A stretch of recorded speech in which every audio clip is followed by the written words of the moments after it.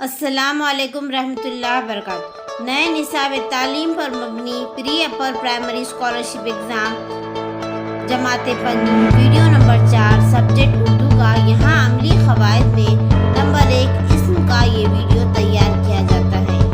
پیارے بچوں، سوال یہ ہے کہ اسم کیا ہے؟ کسی جگہ، کسی شخص یا چیز کے نام کو ہم اسم کہتے ہیں، مثلاً آدمی، عورت، خاتون، خادمہ، پیغمبر وغیرہ یہ تمام شخص ہیں۔ زیور، کھانا، پانی، درہم یہ چیزیں ہیں۔ وطن، دکان، گھر یہ جگہ ہے، یہ اسم کہلاتا ہے۔ اس میں عام، اس میں خاص۔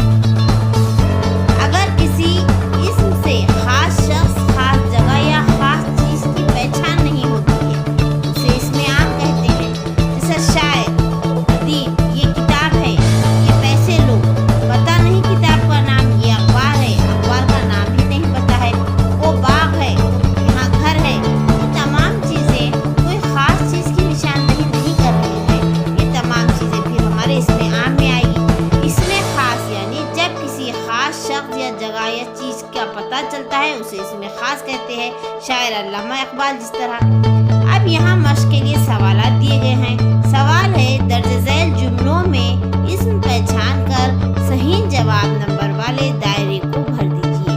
نمبر 1 سوال ہے، ہمارے سامنے ایک بلند چٹان تھی۔ ہمارے یہاں کسی کا نام نہیں دیا گیا، یہ اسم ہو سکتا ہے کہ نہیں؟ سامنے نہیں، ایک بلند اس کی خوبی بتائے گی، لیکن چیز کا نام ہے چٹان، تو چٹان ہمارا جواب صحیح ہے۔